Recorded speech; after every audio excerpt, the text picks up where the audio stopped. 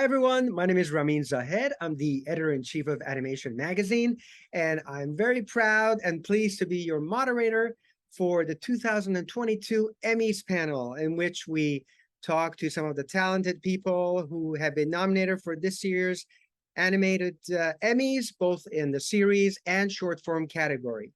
So without further ado, let me introduce our panel. First up, we have the amazing Jennifer Yu Nelson, the supervising director of Netflix's Love, Death, and Robots. Hello, Jennifer. Next to me, on the other square, we have Jacqui Lopez Wyman, who is the executive producer of the amazing Star Wars Visions. Going to the lower squares, we have Christian Linke here, executive producer and creator of the Annie-winning Arcane here with us. Hi, Christian. Next to him, we have the amazing James Siciliano, who is the co-executive producer of the Emmy-winning Rick and Morty. Hi, James. Hey. Okay. Next to James, we have the brilliant Loren Bouchard, the creator, director, writer, voice talent of Bob's Burgers, who may also become an Oscar-nominated director this year. So, hello, Loren. How are you? Good. How are you? Awesome. Very good. And now we go to the lower squares. The amazing Simon Asiopa, who is the executive producer, creator of The Boys Presents Diabolical. Hello, Simon. Hey, thanks for having us. Excellent. And, very good. And Bryan Andrews is the next one, who is the executive producer, director of Marvel's What If. Hello, Bryan. Hi, how you guys doing? And last but not least, the amazing Seth Green, who is an actor, executive producer, creator, director, writer, everything. The much applauded and nominated and Emmy-winning Robot Chicken. Hello, Seth. I'm so happy to be here. Good to have all of you here with us this year. And without further ado, I guess we can just start by each one of you telling us a little about the episode that was nominated this year and why you chose to submit this specific episode. Jennifer, you can go first. Our episode this year for Love, Death, and Robots is Alberto Mielgo's Hibaro, and it is a very, very artistic and bizarre brain breaker of a story about a siren who meets someone, a knight who can't hear her song. And so it's amazingly groundbreaking and artistic, powerful and disturbing. And we think it really showcases the unusual talent that we can show on something as aggressive as Love, Death, and Robots. Fantastic. Thank you, Jennifer. Jacqui, tell us about yours. We submitted The Duel from our anthology of shorts called Visions, Star Wars Visions. And I think The Duel sort of encapsulates everything that's amazing and great, and that what we wanted to see between a Star Wars and an anime mashup. And it's about a wandering stranger with a mysterious past who comes across those bandits, that's right, in a town, and his true self is sort of revealed as he tries to protect the people. Excellent. And who is the director, writer-director? That was Mizuno-san from Kamikaze Doga. Fantastic, fantastic. Thank you, thank you. Christian, tell us about your episode of Arcane. Sure. Yeah, we submitted our 6th episode of our first season, titled "When These Walls Come Tumbling Down." I mean, it's an episode we've always just loved, even since it was in storyboards. You know, it has this really fun fight scene in the end. It has a very musical moment also beforehand. We work with this wonderful French artist called Woodkid, who's also a huge animation nut, turns out. But also, you know, as the title says, it's a moment in the season where really everyone's story kind of comes, you know, tumbling down. So it's a big favorite among our team. Fantastic. We love it all. James, tell us about your episode, please. Yeah, we submitted the season 5 premiere episode, which is called Mort Dinner Rick Andre. Dumb, but it is it was written by Jeff Loveness, directed by Jacob Hare, and it's a jam-packed, just wild ride episode. Basically, we meet Rick's longtime nemesis, this horny lord of the oceans, sea man called Mr. Nimbus, and it also has this awesome, crazy sci-fi, time-dilated story with Morty in a Narnia-like world that he mistakenly makes an enemy with, and we see these crazy jumps in civilizations, and it's all geared towards taking Morty down. And it's just got this really cool weaving with like a Frasier type overlay of like he's coming over for dinner. It's a really fun episode. We were really proud of it, and we've always loved it. So Fantastic. Thank you. Loren, your turn now. We did a two-parter to finish off our last season, and we submitted the first one of the two. We wanted to go deep. The character Tina has this erotic friend fiction that she's had for almost the entire series, and we occasionally see what goes on in her erotic fantasies, and we wanted to figure out a way to go deep on one of them, or several of them actually, but also have it relate to her real life. Nora Smith is my co-showrunner, and we wrote it together. Simon Chong directed the first one, and so it's a kind of a Blade Runner mashup. We threw in a few other robot stories because we decided she'd never seen all of Blade Runner, so her erotic fantasies were really loose, and they also like pulled from Terminator and Ex Machina and any other kind of more human than human robot story. And we just went really big with it. It was a team favorite because we cut loose a little bit. We're just coming off the movie, and we really wanted to bring all of what we've learned making the Bob's movie sort of and try to show off a little on the series, and have cinematic backgrounds and ideas. And Blade Runner felt really fresh when we were writing. It's funny, of course, it's one of those things, the second you commit, then there's like all of a sudden it felt like there was Blade Runner everywhere all of a sudden. But at the time it seemed like we were doing this deep cut. Anyway, it's a pleasure to share it with people and celebrate what we can do this late in this, in the show's run. We can do so much more visually than we used to be able to do, and musically and even conceptually. Perfect. Thank you. Thanks a lot. Simon, Diabolical. So Diabolical is an anthology series, and we submitted one of our episodes called John and Sun He. And it was directed by Steve Ahn and Studio Animal over in Korea, and written by Andy Samberg, who you might know from other things. And like all Andy Samberg's work, it's a classic Andy Samberg story. It's about an elderly Korean couple who struggles with death and cancer, and it's about learning to let go, and that maybe death is as much a part of life as anything else, and that there are repercussions when maybe you don't accept the natural order of things. And it's beautiful and it's gorgeous, and again, exactly what you'd expect from Andy Samberg. So and why did you decide to submit this specific episode? Because I think it's a touching exploration of a love, loss, and death. And I feel like it's a sort of a universal truth, and it features, an elderly Korean couple. It's maybe not something you normally see in television, I think in general, but certainly not in an animated series like The Boys. So I feel like it's a standout episode from our season. Perfect. Thank you.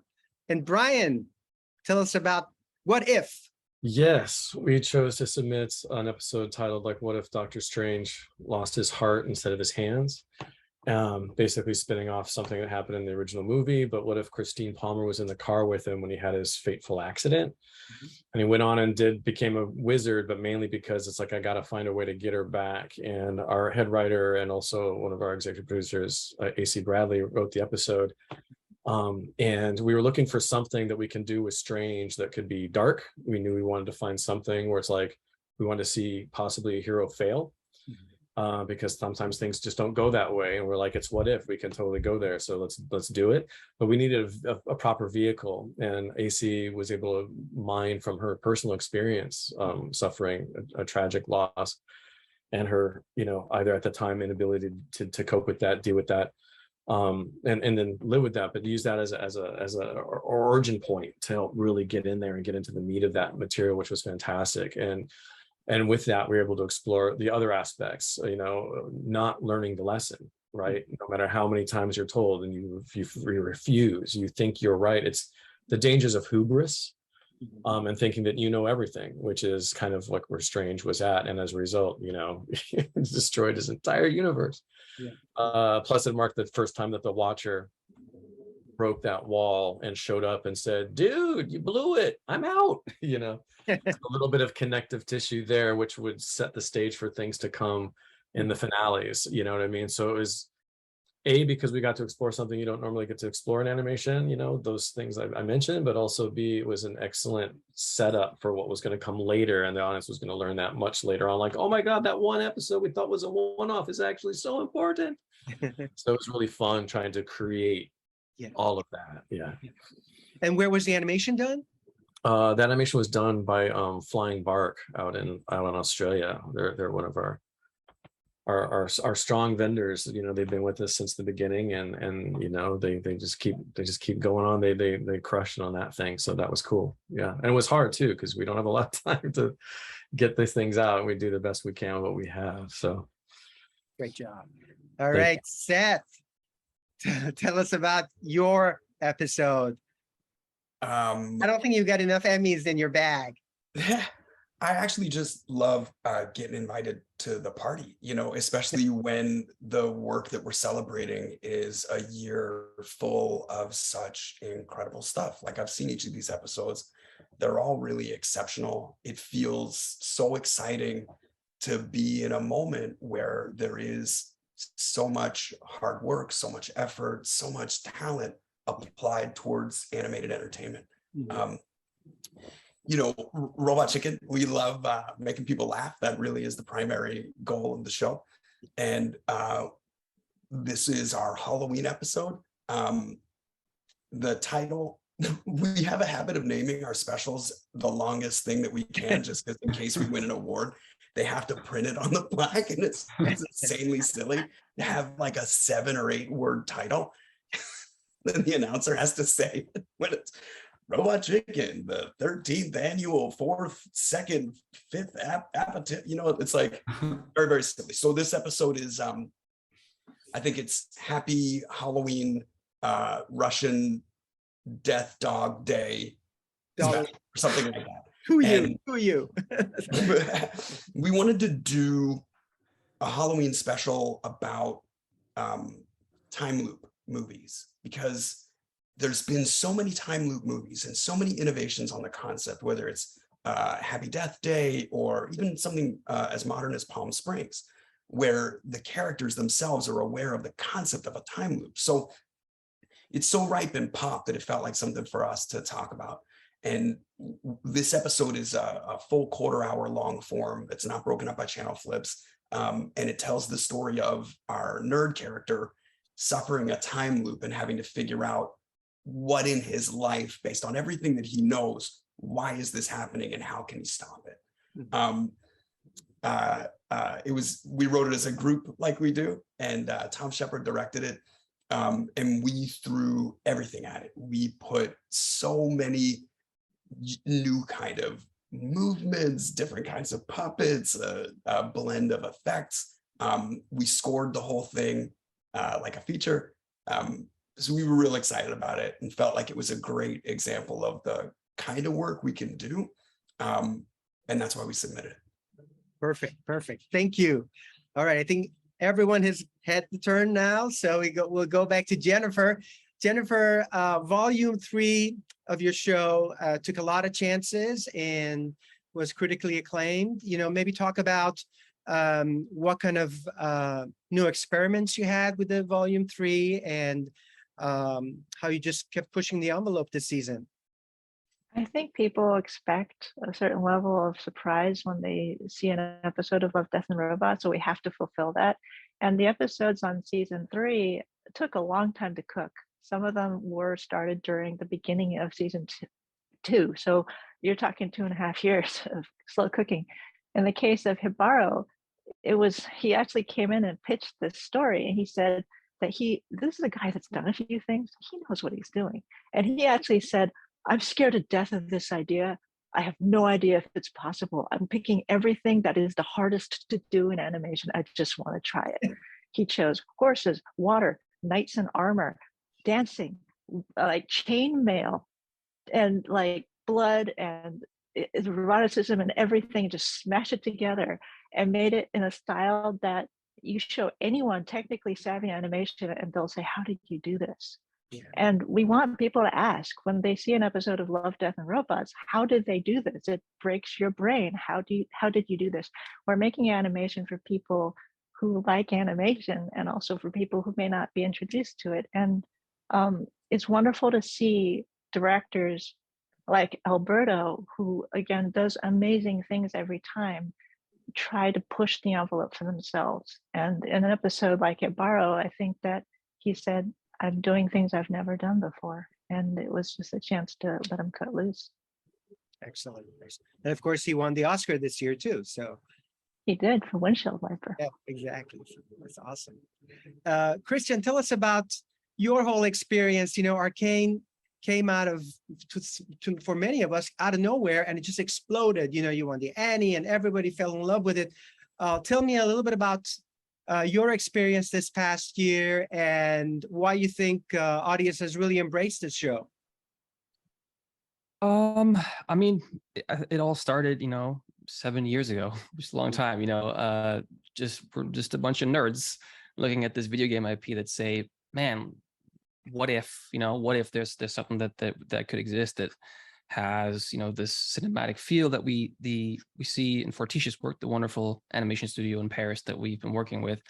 But we've only ever seen these 2 or 3 minute music videos that they could do, and we just always imagined, like, could you do this?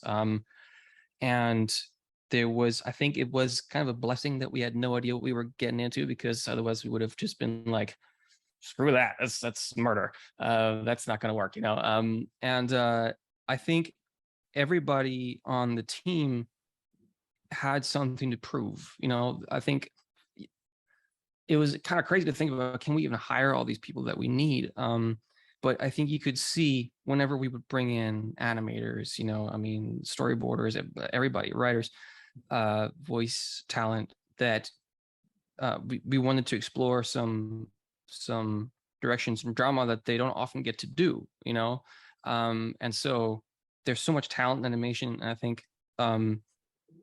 I think it was for a lot of us, it's kind of like a logical next step. We know that this kind of drama exists in live action and everywhere. When we have this amazing animation world, like, could that exist? So it was always chasing that, and just, I don't know, just finding a group of people that didn't join because it was like a safe bet. It was just a passion, nothing. That was just a really, really amazing bonding experience. Excellent. Thank you. All right, James. Now, Rick and Morty has had 4 nominations, 2 wins, and this episode was actually the first episode of season 5, right? Yeah. Tell us about the challenges and the craziness of season 5. What was it like? And looking back, what were some of the highlights for you? Yeah, I mean, this is, we take so long to make these episodes. I'm sure a lot of people can relate to that. Like, with this was actually written in 2019 before the pandemic hit. I think production wise, like, we had just started gearing up and then COVID hit. And so, like, one day we were in the office, the next we weren't. Basically, this episode during production got shifted entirely to doing remote work, which we've been doing ever since. But as far as, the season 5 was it was this exploration. We got to dive deep into canon later in the season, where we brought back Evil Morty to kind of unravel a little bit more of his master plan. He kind of escaped Rick's orbit at the end of that one, which is where we ended the season. And it was just, you know, it's got equal parts joy, dumbness, giant sci-fi swings, and this season 5 was a real fun mashup of all of those things. And Nimbus, this episode, is just a great example of all of that. It has giant sci-fi ideas and a nice balance of Rick learning a little bit more about this guy who Rick both respects and fears, which is rare. And Nimbus, he actually winds up beating the crap out of Rick at the end of this and getting him hauled away by the police, which we learned that, of course, Nimbus controls the police. So it's a really fun episode, and it's a really fun season. And we're just super proud of it across the board. Just the artists, I just have to also say, like, I feel like they get credit, but never enough. The artists, the directors, you know, the writing, obviously, but like the artists elevate the work so much. And it's awesome to see the final product and how the show continues to be cinematic and challenges us to be better. Thank you. All right, I think we've got Loren next. Loren, tell us about this past season of Bob's Burgers, and you know, what were you proud of? What were the big challenges for you guys? Because you were, as you said, you were also wrapping up the movie, right? Yeah, wrapping the movie, and you know, like everyone, figuring out how to do it by remote. It was hard. I mean, I think it's still shaking out. To me, I'm still realizing what's been lost with remote work. It feels sort of obvious sometimes, and then you sort of you know, I suspect we don't even know the extent of it yet. But stuff has been gained too. I get to spend more time with my family. That's no small thing. I definitely sometimes prefer it. So that's weird and wonderful and strange, and you know, just an exciting turn of events that here we are all figuring this out. And kind of, I imagine I'm not the only one having these thoughts, that we're going to try and pick and choose what aspects of COVID we want to bring forward, and you know, learn from in a positive way, and what parts, you know, what aspects were just a kick in the teeth that just take you out of it and, you know, hurt the product. There, you know, I think we're Bob's is, you know, we just want to not ever rest. You know, I just think that the key for us is just never phone it in, never coast. Just because we're lucky enough to be this far along, it's like we would ruin everything, I think, if we then just make the show for years and years without caring, you know, or without passion. So for us, it's mostly just a rededication nearly every day of just like, why are we doing this? What's fun about it? And how can we do it in a way that keeps us 100% engaged? So this season has been about that. Next season will be about that. I mean, all these, I think, you know, doing the movie at the same time, it's all been this test of just like, do you still care? And if so, can you get it on the screen? Can you get your thoughts and ideas on the screen? Still make it funny, still make it Bob's. Don't break the damn thing, but just get your passion to the fans in a form that they recognize as a fresh thing that still has vitality and, I don't know, some form of a reason to exist. Yeah, perfect. Great philosophy. All right. And Simon, of course, you know, your show also took a lot of chances on Amazon, and, you know, just like Jennifer, you guys experimented with different styles and subjects and creators. Tell us about the whole experience and what you took away from it, and hopefully for season 2. What I took away from it is we needed more time. We did the whole show in about 11 months, 10 to 11 months. And as I'm sure, you know, Jennifer, those are, I'm sure everyone here does too, when you're doing, you know, 8 episodes and each episode is a different style, different director, different writer, different composer, different studio. It's like making 8 pilots. And that was crushing near the end when all our episodes entered post at the same time. I had a great supervising director, Giancarlo Volpe, and he's one of the only reasons we got the show done in time. And all of our directors, of course, all of our staff were incredible. Everybody just kind of was like, yes, we want to make these great. Let's just crunch down and try and get all these things finished. But that the time constraint was the biggest thing. I wish we had a little more time on all of them. That said, everybody rose to the occasion, and we got to do 8 different episodes, 8 completely different episodes. And I feel like that was a gift, and that was one of the things that attracted me to the project early on, was getting to do that. And I think if we hadn't done that, we would not have done the best job in every episode. Yeah. Like our variety of scripts coming in, the variety of the ideas that existed within the boys universe and that we wanted to do, we couldn't have done them in one style. We would have actually done like a really terrible job if they all looked the same. So it was like, well, we're doing this, let's do it, let's all go for it. And again, it was just like our crew and our staff and our creative directors and our voice director, like everybody just was like, okay, let's do this. Let's all get together, link arms, and we can push and get this done in like 11 months. And somehow it happened. Good job, Simon. All right, Bryan, of course, the fans couldn't get enough of your show, and they wrote about it and talked about it.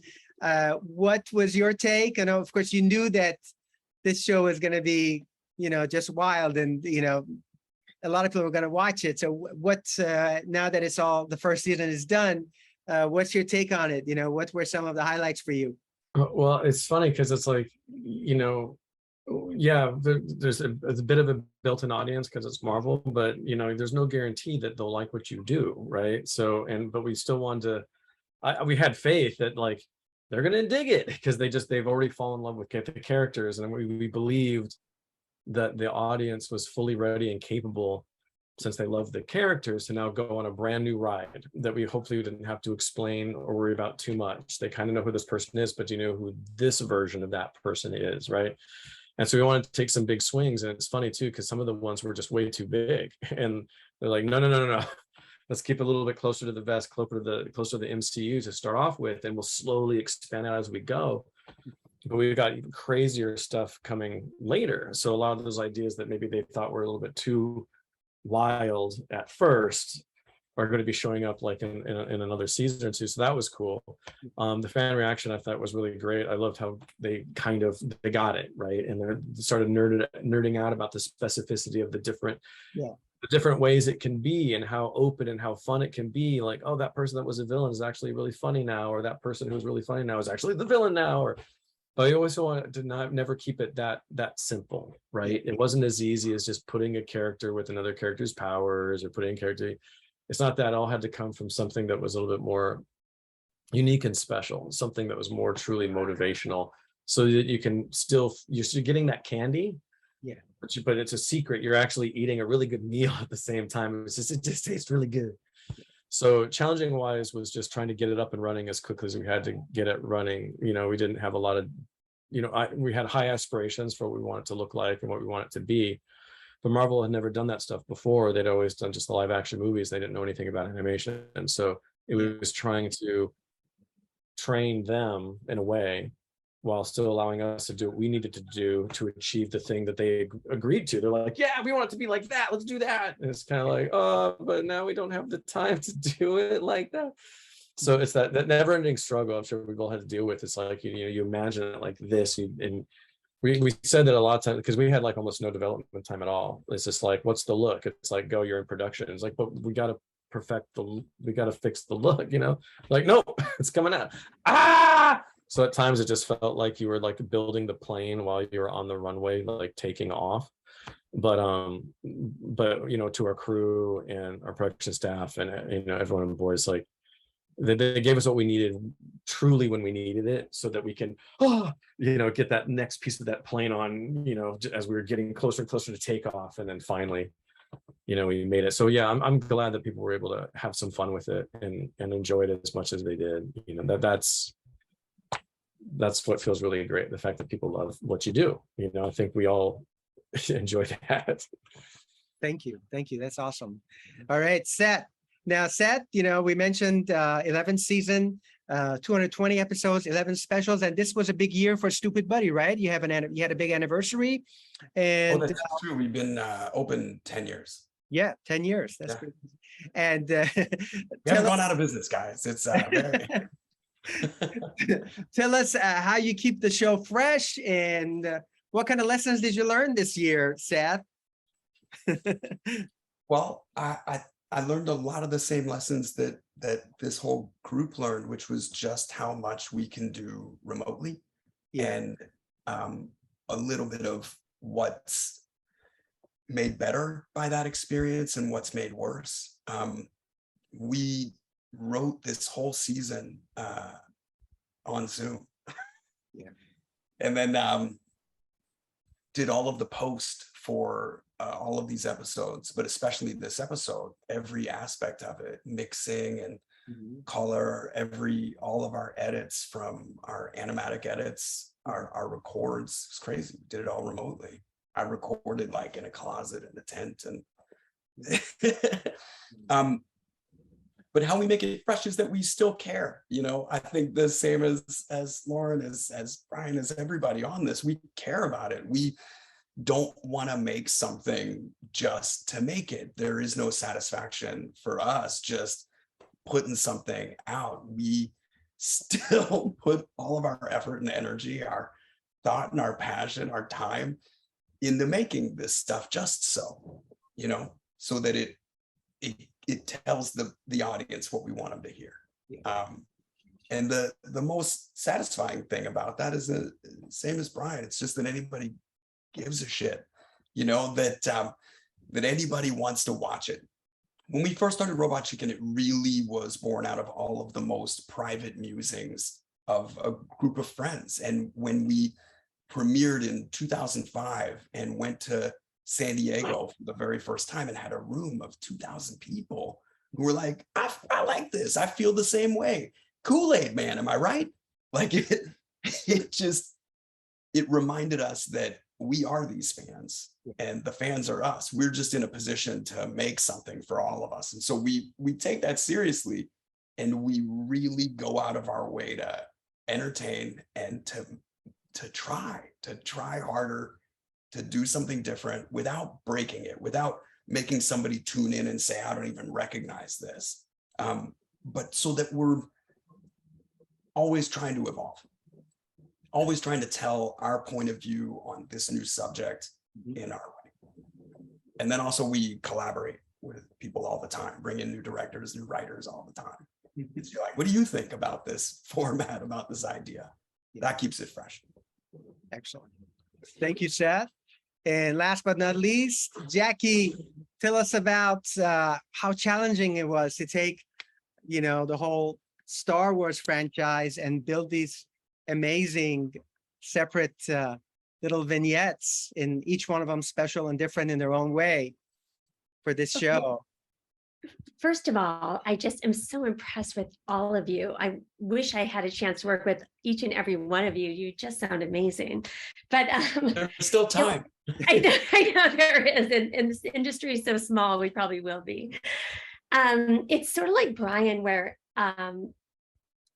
we were nervous about how the fans would accept anime, because anime is such a sort of subsect of animation, and it seems like people either really love it or they don't get it. But it was really a labor of love for us at Lucasfilm, because George and all the way back from George and Dave Filoni were very influenced by both Kurosawa, of course, but also anime, and we're always looking towards that influence. And I feel like the mythology of Star Wars, the dark and the light, and doing the right thing and helping the underdog, it just is so simpatico with what those Jacqui films were of a Kurosawa. And so we were so thrilled, but so scared about doing it, and reaching out to some of these amazing anime companies. I thought, well, I don't know if they're going to want to do a Star Wars story. I don't know how culturally relevant Star Wars is to that culture. And it was so exciting to see how many Star Wars fans were in every single studio. I mean, they were as excited as we were, and as nervous about how to handle this franchise as we were about bringing it into anime. But I think obviously it was challenging because of COVID and we couldn't go there and meet these creatives face to face. But, like everyone said, you're in a room and you're talking about creative notes and you're all right there. It really worked well. And I was so proud of all of these studios for being able to shift, because a lot of these studios are still drawing on paper. And so, usually they draw on paper, you collect it at the end of the day, you put it in your little folder, and the animation director comes in, does drawovers. And so they had to get couriers, like we had to, pay for couriers to go to all the animators' house to pick up the drawings at the end of the day. It was insane, but also just so thrilling at the same time. But I forgot your question, Ramin, but you mentioned you covered it. You did cover it. Yeah. Okay. Yeah. But Yeah. what would you take to the next season with you? Well, I think that what I found was amazing is how culturally relevant Star Wars was and how they could interpret it to their specific experiences. So the next season, we decided to sort of expand and go global, because we're finding every culture kind of has that story of repression, the underdog, powerful over power, selfish versus selfishness, or selfless versus selfish. So it's really interesting to see through each sort of culture's eyes what those stories are that these people are bringing, and they're really meaningful to them, and they really translate over to Star Wars perfectly. Perfect. Beautifully said.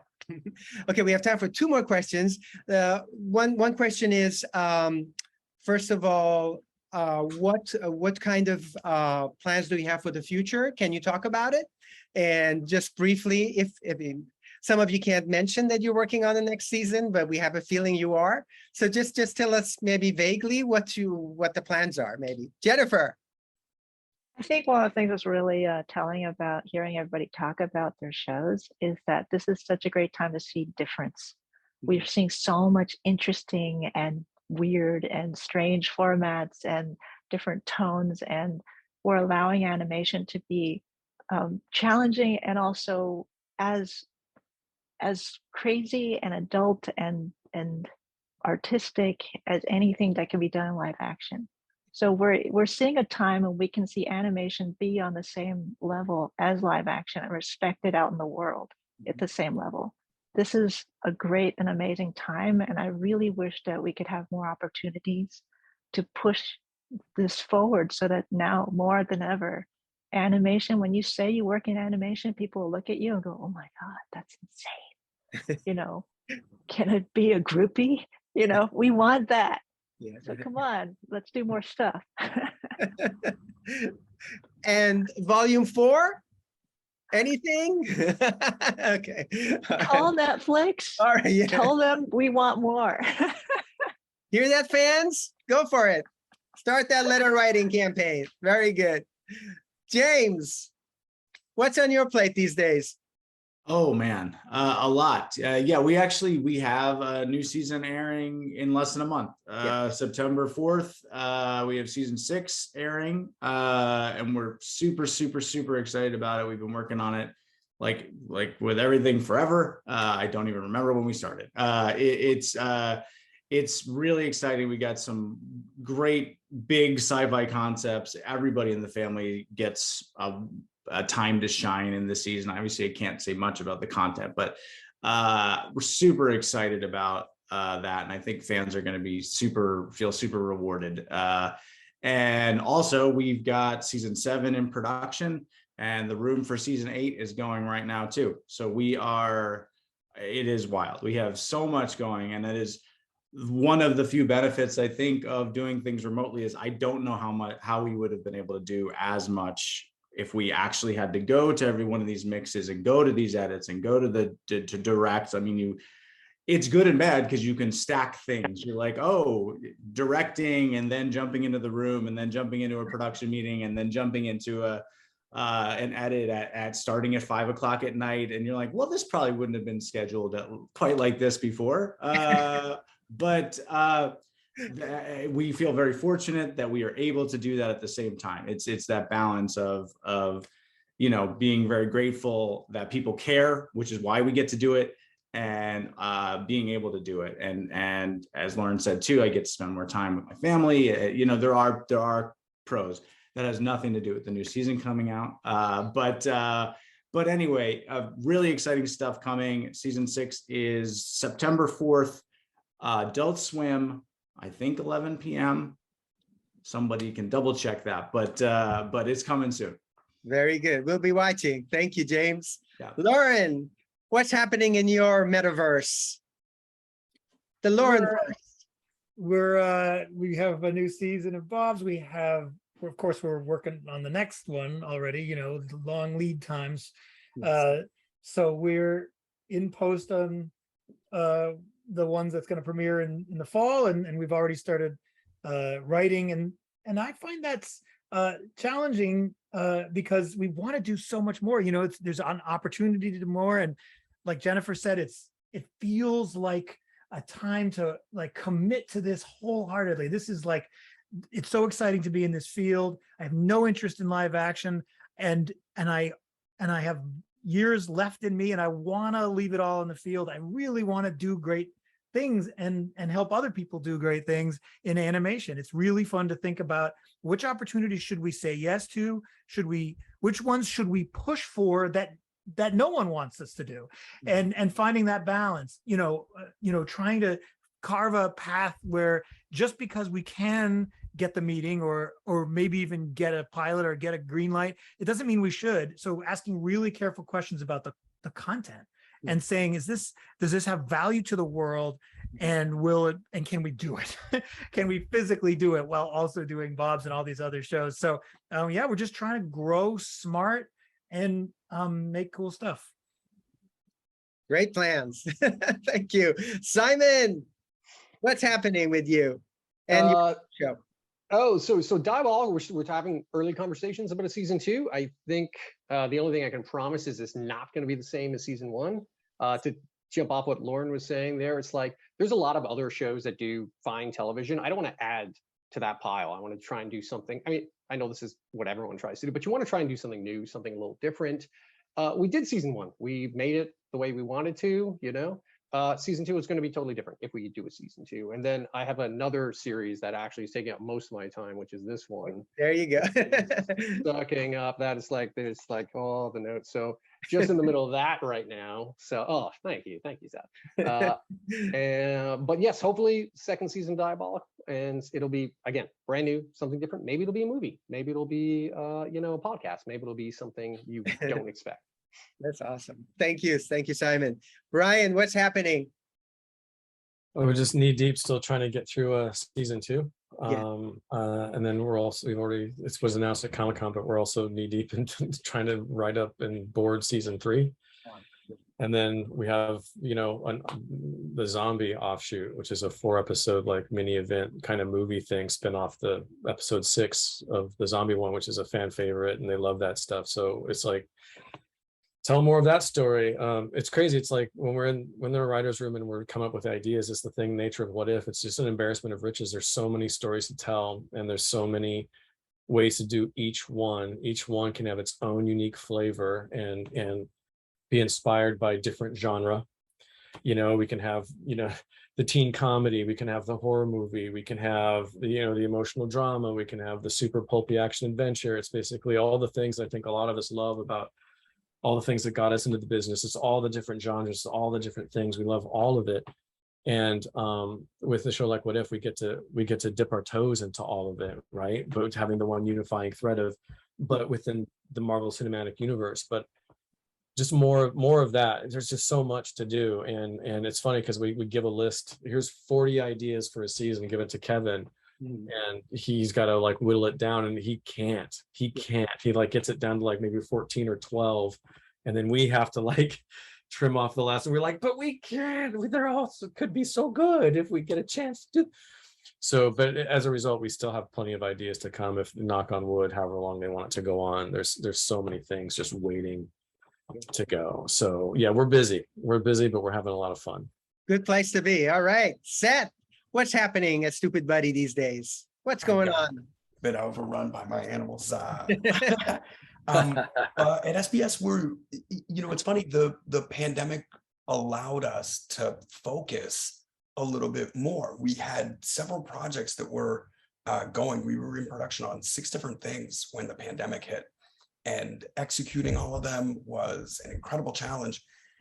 And it made us have real conversations about, what do we want to be doing? What is it we want to be working on? And my partners and I, with our head of development, we narrowed our focus towards exactly what we know we can spend our time, our resources, and our emotional capital on. So that was a really exciting time. And everything that we've got in development right now is stuff either all of us or at least one of us is incredibly excited about, has been working on for a while, and is trying to make into a thing. So that feels really good. And with Robot Chicken, we're in this crazy moment where all of streaming media and advertisement sponsored programming is kind of shifting. So the priorities of all of these companies, as they get merged into larger pyramids, changes all the time. The thing that we realize with Robot Chicken, there's less use for a 20 episode series in the current climate than there was even a year ago. You know, anything that's being seen on streaming primarily, it's made in bingeable components, and you're not seeing a real value for lengthy catalogs of something as it relates to new production. And so we've been thinking a lot about, what do we even want to say? What's the best way to tell the kinds of jokes and stories that we do at Robot Chicken? And I look at what South Park has done in the last couple of years and shrunk their season down to a series of specials. They essentially use the same amount of budget, but they're able to target it into different moments throughout the season. It gives these super corps, which are concerned with quarterly performances and quarterly spends on their marketing, a new opportunity to couple any new release under a completely different bucket. So the future of Robot Chicken is evolving. Like, our goals, Matt's and my goals with what the show can be past 11 seasons, is unlimited. So, but the people who were in charge of making those decisions over the last 2 years have all become uncertain about exactly what their positions of authority are in any given place. And so the who you ask about what we're doing next year has changed, I kid you not, every month. Do I have a job today? Who am I? Well, the upside that we have in it, and I know it's quite a privilege, is that we've been doing this long enough to have proven ourselves in the space enough to get the benefit of the doubt when we try something new.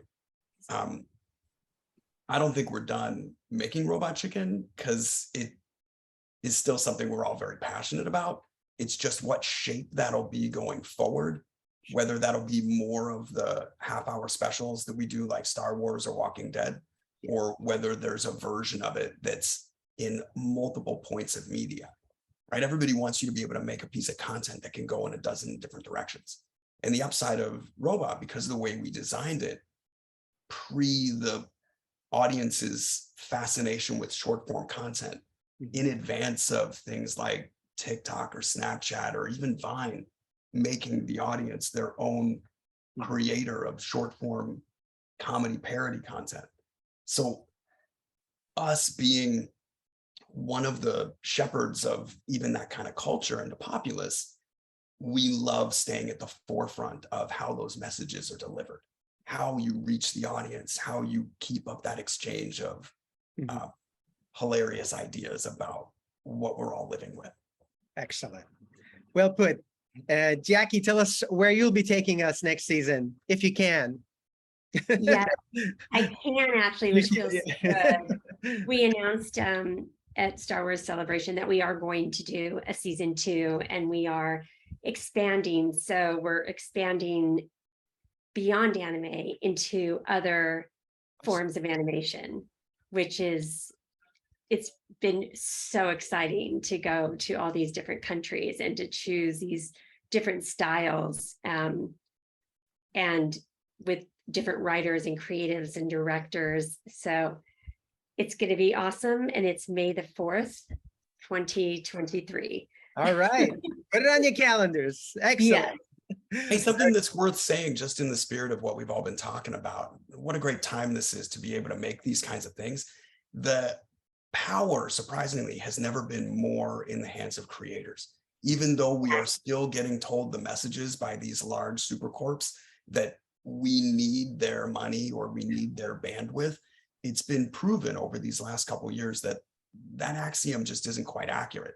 And more than anything, all of these companies that represent all of these characters or all of this IP, they really need the artists, the writers, the creators, Yeah. more than we need them. Perfect. Well said. Christian, Yeah. you're next. Tell us what you're doing for the next season. You're working on it right now, I'm sure, but it won't be ready for a while.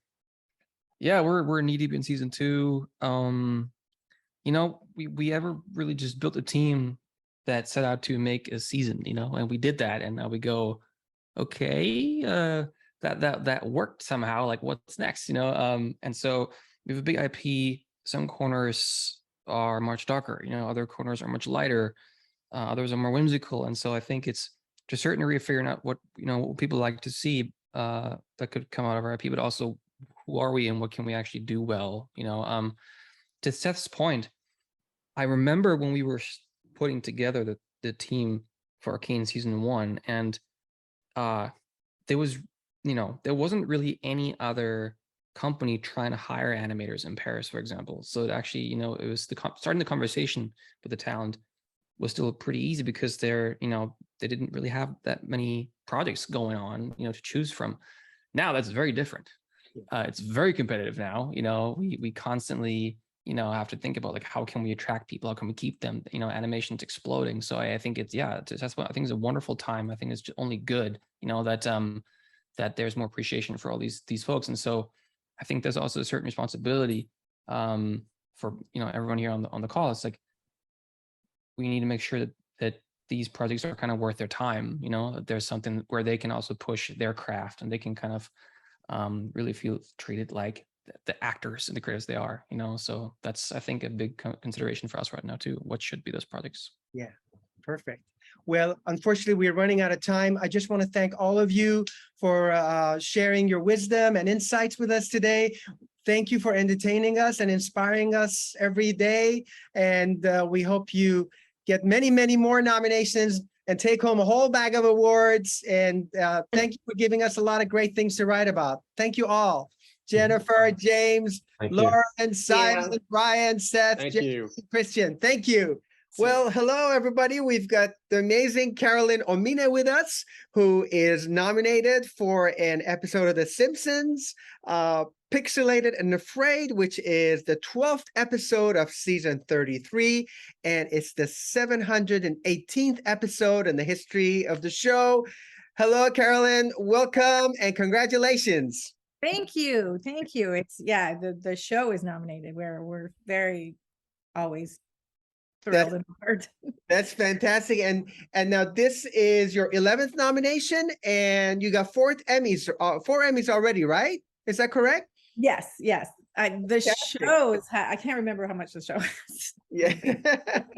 That's great. And maybe you can tell us a little bit about this specific episode, Pixelated and Afraid, what you love about it, how it all came about. What I love about, okay, well, it is, I really wanted to do an episode that really solidified the relationship between Homer and Marge, because I felt like that's a very, it's kind of the backbone of the whole show. Yes. But it's also a kind of love letter to all older relationships, to which I don't think gets celebrated enough, to the like the long-term cozy, too many throw blankets on the couch kind of relationship. Again, in our episode, we have Lisa looking at a romantic movie, but I think like in real life, there's this thing where you know, like kids today, we see the you know, Instagram curated perfect lives of people, and we see couple goals and all this, and so sometimes seeing like a relationship that's so comfortable that they can, you know,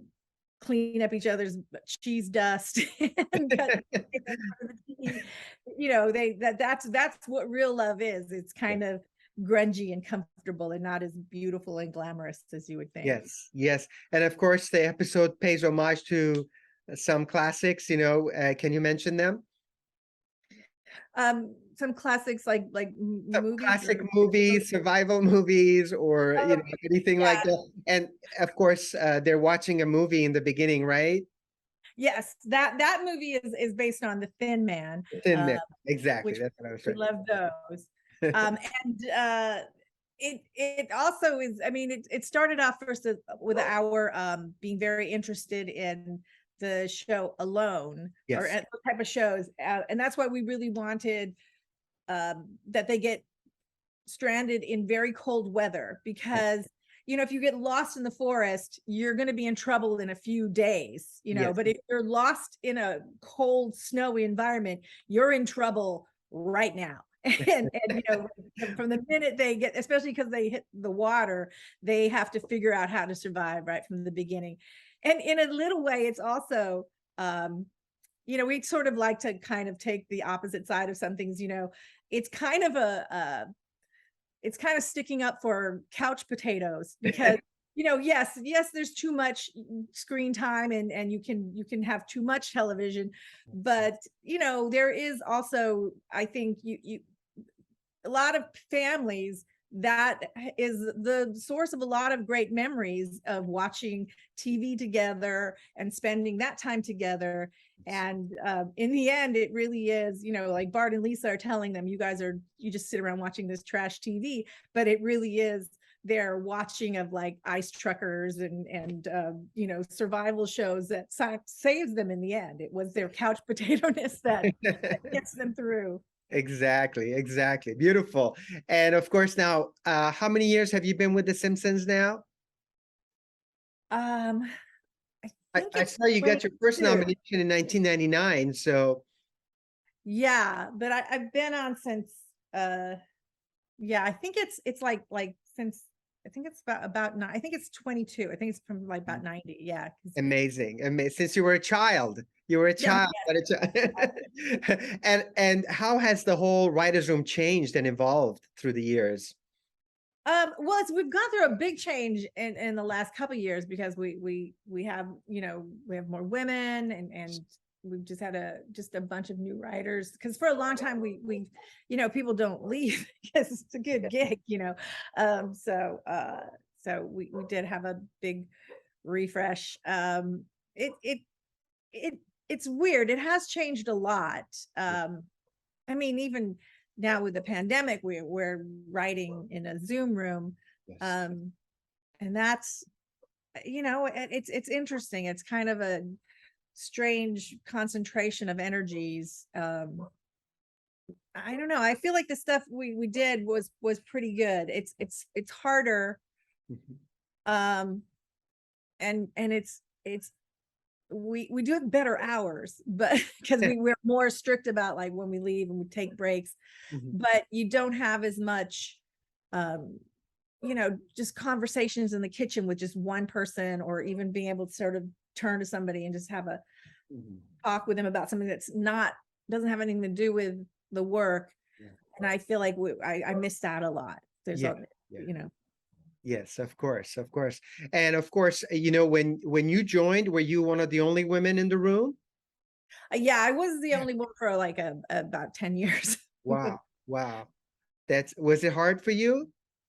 There definitely were moments. I mean, they're generally nice guys, so Yeah. it's not like the most sexist place, but it's up there. No, I'm just kidding. Yeah. No, Yeah. I mean, it was. Yeah, it's hard, and I think it's. I look at right now. I think there's a lot of things that people just didn't, just sort of said like, when we had female characters, they always had to be super like purely positive because I don't know, there was just this sort of feeling that women weren't as likable. So you couldn't do like what you can do with Homer, where you can kind of, but I would always say like, well, we'll look at like Absolutely Fabulous. That is a flawed character, but we love her. And I feel like with more and more, I think it had to do with like men writing women. You kind of feel like, oh, I gotta make her perfect, because otherwise we'll be accused. But when women write women, we can write them flawed and people love them, like the Women in Unreal, which I thought was a great show. And just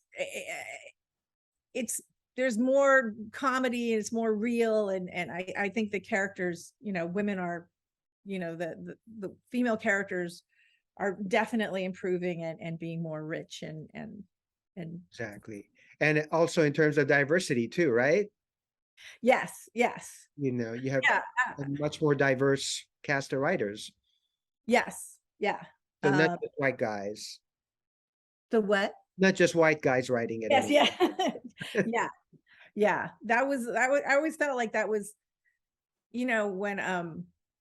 when there's we do something and if I was missing, they would always go, well, where's Carolyn? Because they would notice. But like how many times I'm like, well, other people are getting away with not being there because nobody notices when one more white guy with glasses is not there. Now, how many writers are there overall now? I'm just gonna have to, Ballpark? I would say like 20. Yes. Yeah. Excellent. And why do you think the show continues to be so successful? I mean, year after year, the Emmys nominations keep coming in, and people are still loving it or watching it. What do you think this show continues to grab audiences and everywhere, worldwide, Well, I mean, it's a lot of things, but we had a great beginning, so that really helps. I do think that we don't have network notes. Yeah. I think that's always been a big plus for us because I've been on shows where you have network notes and they tend to, a lot of times the notes are don't forget the catchphrase and don't forget, like they want you to keep doing the thing that made the show popular.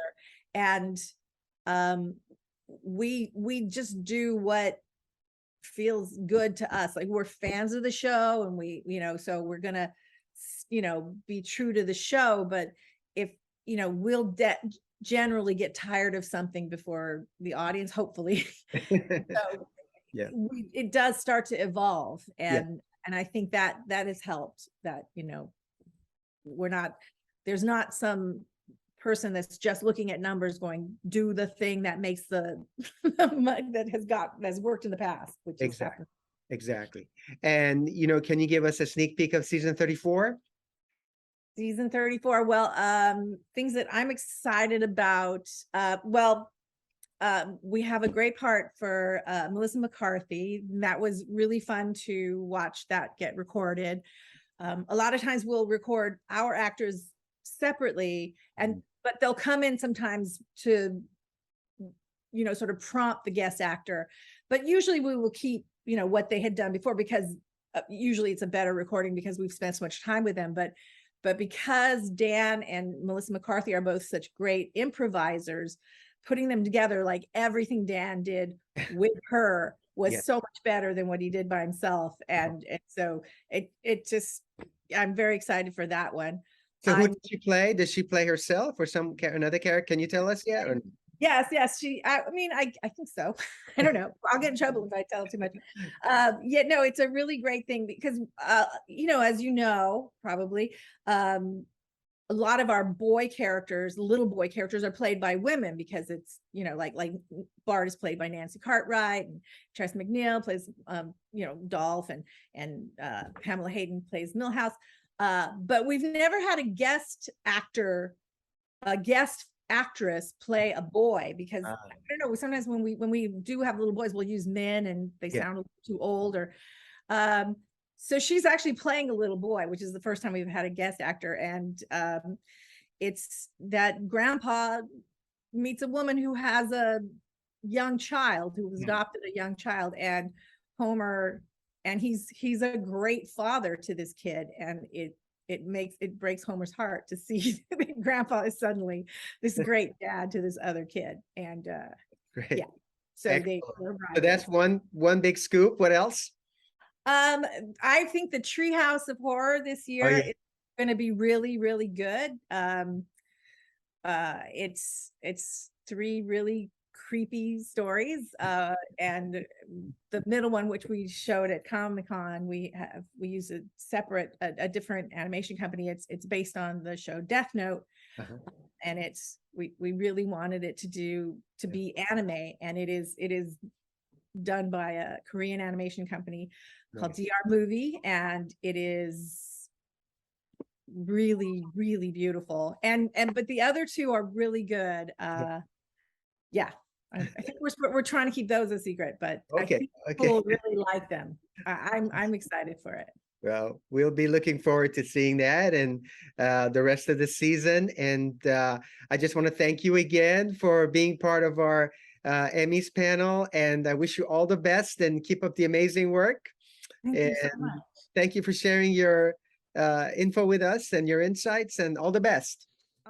Well, hello, Al Jean. He is here with us to talk about his Emmy-nominated short, When Billie Met Lisa, and we're very proud to have you here, Al. Can you tell us a little bit about the short and how it all came about? Well, we have a deal to do short episodes featuring The Simpsons on Disney Plus. You know, we started with Star Wars, we did Loki. So we've been trying to like dance around the tiles on Disney Plus and find different spots to hit. And Jim Brooks actually suggested, what about Billie Eilish, who just had a concert film? And of course, they said, we love Billie Eilish. She's just great. So we wrote a little thing for her and Phineas, and we met her, and the question was, what would she sing? And you know, her own material, or I said, you know, would you like to sing our theme? And she said, fuck yeah, I'd like to sing your theme. That's good, because we own the rights. So the rest was very easy.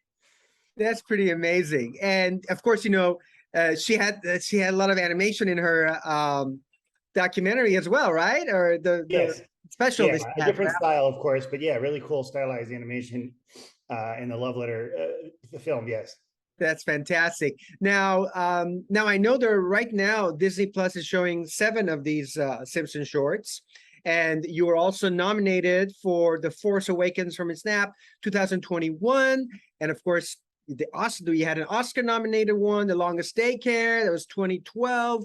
Am I correct? There are 7 all total? Yeah, one also won a Clio commercial we did with the Balenciaga. Yes. Fashion house, which was 10 minutes long. And I should pay tribute, all of them. We had very good luck with the director. They're all directed by David Silverman. Yes. And there's nobody better. I love working with him. It's super collaborative. Everything he does, he makes funnier. And there's no question that that's a huge part of why these, you know, have worked. Yeah, and he's a longtime Simpsons alum, right, too? So how long he's been there for a long time? Even longer than I have. Now, how long have you been with The Simpsons? Since it was a series, I was in the first writing staff in 1989, but he worked on the Tracy Ullman shorts. He was one of the first 3 animators. Yeah, exactly. And of course, the first time you won an Emmy, that was about 32 years ago, 1990. That was the first Emmy that you won, right? Yes, it was, for Life in the Fast Lane. That's amazing. That's amazing. And now you have 9 Emmys altogether, right? Is that correct? And 32 nominations? 32. And I never, you know, when I got that first one, I was happy to have one. I never get to this level. It's, you know, part of it, you know, you give credit to the the creators of the show, Matt Groening and Jim and Sam Simon, and you get into a certain spot like The Simpsons or SNL, and you're much likelier to get an Emmy because there are certain things that people see, and especially now with television so vast and so many things, stuff gets overlooked, and I'm very fortunate to have been nominated. That's amazing. Well, it's good quality that attracts the good awards. Now, in terms of, you mentioned that the 9 Emmys and 32 nominations, and the Clio Award apparently. Now, what's up for the next season of The Simpsons? The season is great. We have 2 Halloween shows. One is a full-length It parody, Stephen King's It, with a crusty type character.